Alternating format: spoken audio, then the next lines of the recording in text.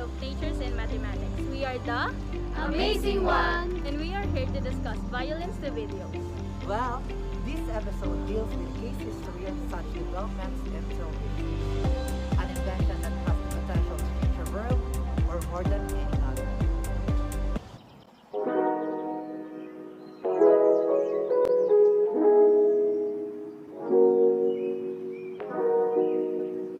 Hey, by the way, would you believe that invention of television begins with violence ring? Huh? How is that even possible? We found out that if you pull a string sideways, its elastic tension increases, which produces a force that pulls the string back toward its original When position. you let go, it begins to accelerate under the action of this force, obeying Newton's law of motion. However, when it returns to its original position and moves fast, because it has been accelerating the whole time, it overshoots the straight line and keeps moving. The tension pulls in the opposite direction, slowing it down until it comes to a halt. In conclusion, if there is no friction, the string will vibrate from side to side.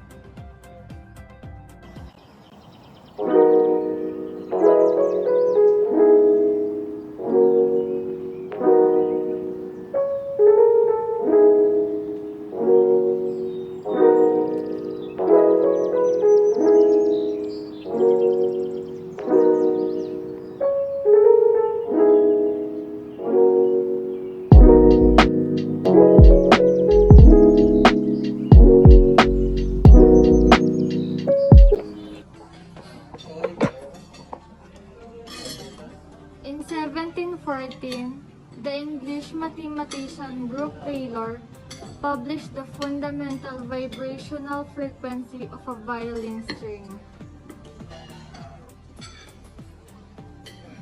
On the other hand, John Leron d'Alembert have shown that many vibrations of violin strings are not sinusoidal standing waves.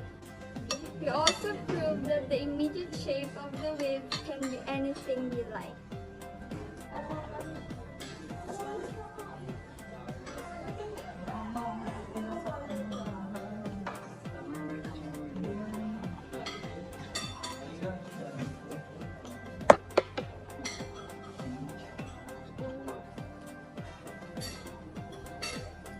In 1748, Leonard Euler, a Swiss mathematician, developed the wave equation for a string which expresses the idea of that acceleration of each tiny segment of a string is proportional to the tensile force acting upon that segment. It also called as partial differential equation, as it involves not only rates of a change in time but also rates of change in space.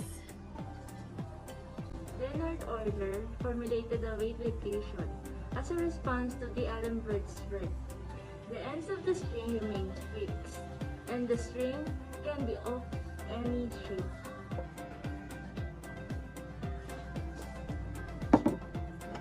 Daniel Bernoulli argued with Euler and solved the wave equation differently. According to him, the most general solution could be represented as a superposition of infinitely many sinusoidal standing waves.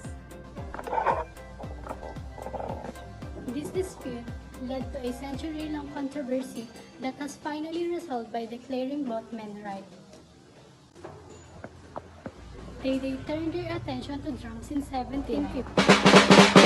The most obvious musical instrument that employs a two-dimensional vibration. A drum skin is a surface, not a straight line. Drums differ from violin string not only in their dimensionality but in having a much more interesting boundary.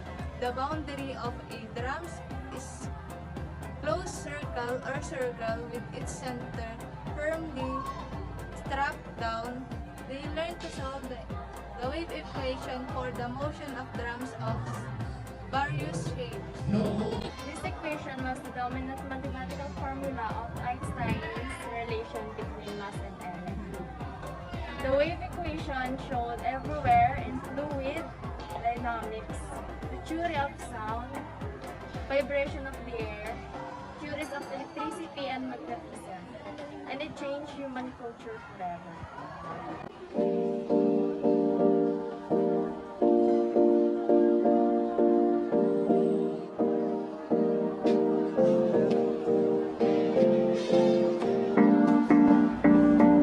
Their story begins with William Gilbert, physician to Elizabeth I, who described the Earth as a huge magnet and observed that electrically charged bodies can attract or repel to each other.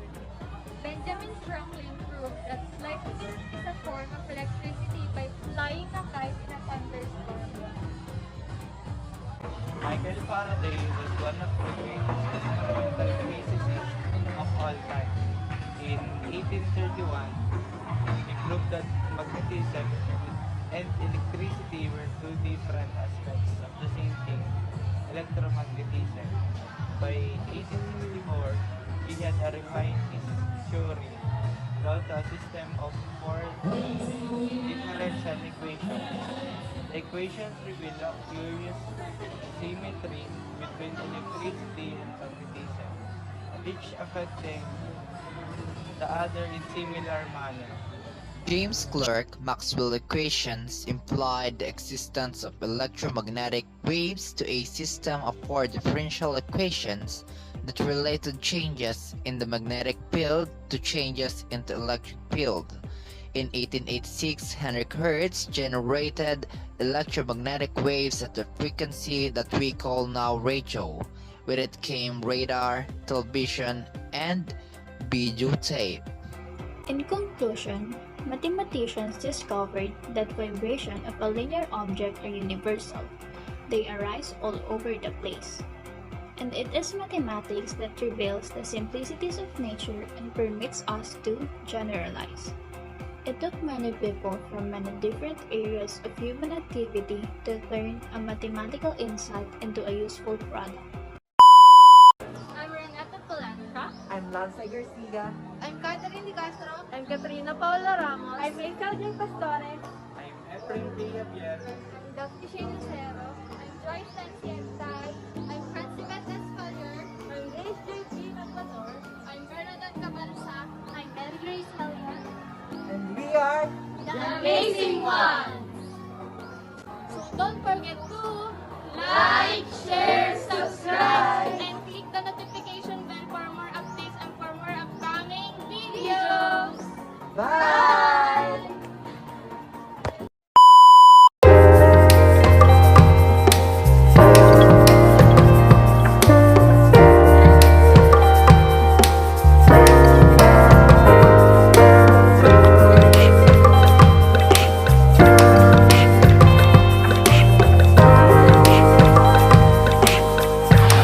I understand perfectly.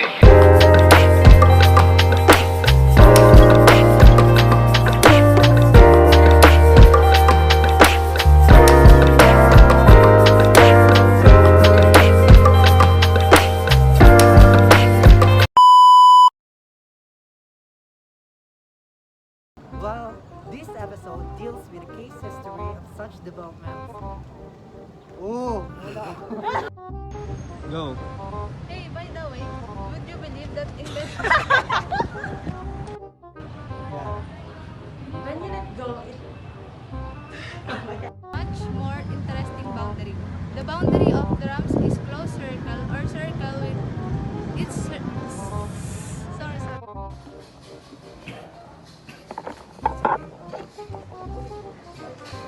Akala ko sasama ko.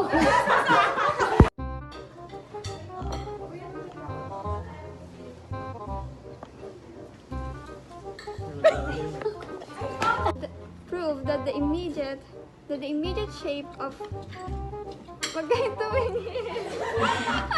In 86, Henrik Hertz generated electromagnetic waves at the frequency